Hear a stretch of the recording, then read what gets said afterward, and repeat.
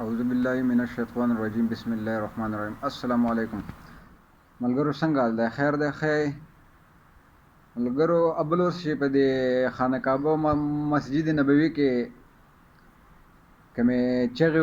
ووهلې شوې ډېره د افسوس خبره ده خو دلته زه یو خبره دا کول غواړم چې یو سړی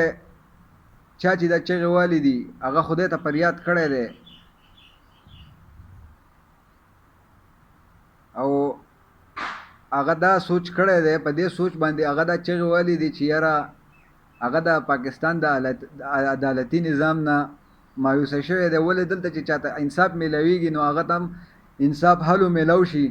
چې د هغه مړ شي د هغه بچي بیا هغه مقدمې چلی خو لکه هغه ته انصاف نه میلاویږي نو خدای پاک دا وعده هم کړی دا چې عزت هم زما په لاس کې دی او ذلت هم زما په لاس کې دی په هغه شپه باندې خو تا تم پته ده ما تم پته وه ټولې دنیا ته پته وه چې عمران خان او د هغه کابینه چې کومه وه هغه خو شب دعا کوله هغه خو دعا ته ناست و هغه خو د دې خبرې نه و خبر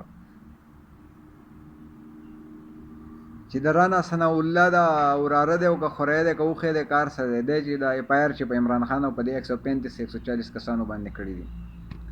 د توهین مسجد نبوي ولې دا هغه کسانو ته ویلو چې په ده پورې چغې ووایي نه دا خو د هغه سړي د خپل زړه یو اخ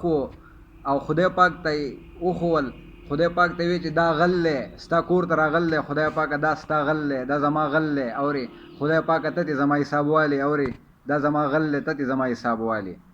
نو په دې کې خو څه ګناه نشته ولې خدای پاک ته فریاد کول د هغه په کور کې هغه ته فریاد کول ګناه دي که دا ګناه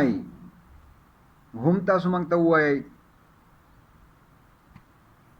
او که نه دا ګناه نه نو بیا ته څنګه اف آی آر کې ډېره مهرباني ملګرو د ویډیو وګورئ شیر کوئ او که خوښه شوي لایک کوئ